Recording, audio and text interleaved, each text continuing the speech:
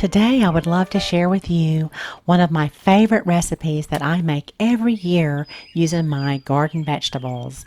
This video is sponsored by GreenStalk.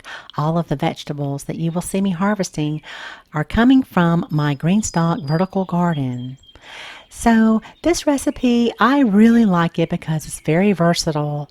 It has a lot of flavor, and after you do about a 1 hour prep time, you can have anywhere from 4 to 6, maybe even more, meals that will come together in about 5 to 10 minutes. It is very flavorful, and there's just really no other, I think, better way to use your fresh garden vegetables. Now, you do not have to use what I'm using. That's the beauty of this. You need to add vegetables that you have growing whatever time of the year it is, whether it's spring, summer, or fall. And so for today, I'm doing a summer curry. I'm going to use carrots. I have a lot of eggplant. I have sweet bell peppers, jalapeno peppers that have ripened to red. And then I'm also just going to pick some herbs from my container garden in my front yard. For instance, here, this is a macaroot lime, and I'm going to use one lime and some of the leaves. You do not have to use this. The curry paste that's in the recipe usually has that ingredient already in there, but I'm just going to kick up the flavors just a little bit by adding some more to it, as well as lemongrass. This lemongrass, not the biggest stalk, but usable nonetheless. And then, of course, Thai basil, my favorite. I like to use the flowers and the leaves. So let's get started.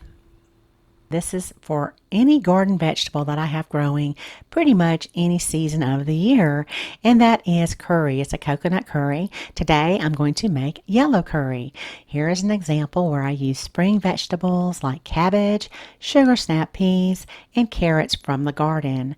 And then today I'll use what I just harvested. We'll use sweet bell peppers, jalapeno peppers, eggplant, tomatoes, and carrots. So I'm going to show you how I prepare the curry for a make-ahead meal that usually comes together in about 5, maybe 6 minutes. But I need to take about 1 hour for prep time to do this. So you're going to get probably 4 to 6 meals out of here. And what we'll do is we'll start by making a curry base. And that's going to give us all the flavor we need. And then you can pick out your garden vegetables, what you have growing. I usually will use anywhere from 3 to 5 different vegetables, along with some additional herbs, and then a protein of your choice. And I'll share with you 3 of my favorite proteins that I like to use. So we are going to start with coconut milk. We'll need a quart of coconut milk, and to a saucepan on about medium to medium high heat, add about 1/4 of a cup. And then we'll add our curry paste. Curry paste comes in yellow, red, green, Penang, Mazamon, just a lot of different types. But today I'm using yellow. I sometimes will use red, but the yellow does have a little bit more of a milder flavor. And we are just going to cook this. We're trying to, separate out the oil from the coconut milk a little bit, and just make sure you incorporate that paste real well into the coconut milk. It'll start to turn shiny, and that's when you know it's time to add the rest of the coconut milk. So we're adding 1 quart total. All of these ingredients I will leave in the description area down below the video. Now for the other herbs that I picked, such as the lime leaves and the lemongrass, which is really tiny this time of year when I was picking it, and then I'm adding also galangal, and I've got that in the frozen section at my Asian market, but you can also use ginger. All I'm doing here is pumping up some of those flavors that are already in the paste. You don't have to add really anything else, but I do like a lot of garlic, so I'm adding a little bit more of that too, and a little sugar, a little brown sugar. You can add regular sugar. I just like it to be a little bit sweet to kind of offset some of the heat that I'm going to add later, and there's also some heat in the paste. So turn that down to low, and we are going to let that simmer for about an hour while we make our, what I'm calling, a vegetable kit. So what I want to do is prep my garden vegetables so they can go into a meal very easily whenever I'm ready to make a meal. So with a julienne peeler, I peeled the carrots and sliced them up, and into a bag they go. And then I don't want to waste the carrot skin, so I chop those. Those will go to my chickens later.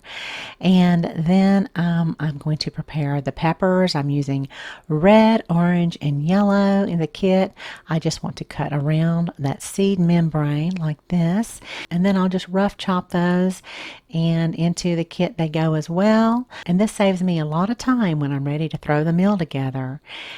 In here I'll also put jalapeno peppers and the eggplant. Now I do not peel the eggplant until I am ready to put it in the curry. So 2 other ingredients I like to use: fish sauce and then bamboo shoots. Those are always good, so I'll drain them and put those in a Ziploc bag, and they find their way into the little vegetable kit as well. So out to the garden while that's simmering, I'm going to give the chickens the food scraps. They always love to go straight for the pepper seeds first. They kind of turn their nose up to the carrot skins, but I think at some point they get eaten because I don't see them later. And then I'll go out to the vertical garden on my deck, and I like to pick just a few currant tomatoes. They're super sweet, and I just love to garnish the curry at the very end with sun-warmed tomatoes that aren't cold or anything like that. And those really add a nice little pop of flavor and freshness to the warm curry. So now the curry has been simmering about an hour, and I want to fish out all of the little herbs that I put in there earlier that just gave it a really good flavor. And now I can transfer that to a glass quart jar. This is just a little bit more than a quart at this point, so I just poured the rest in a little ramekin. Then I'll add it to the curry that I'm going to make for you here now. So in a little pan, I like these little 8-inch diamond non-stick pans. It's super easy to clean up.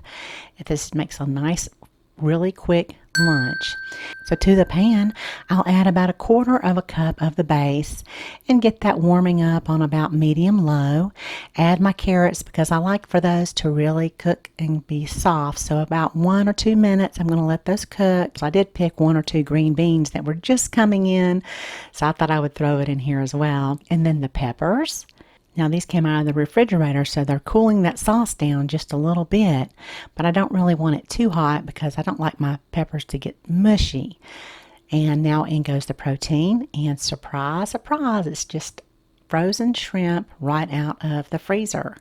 And then my jalapeno peppers and some Thai basil.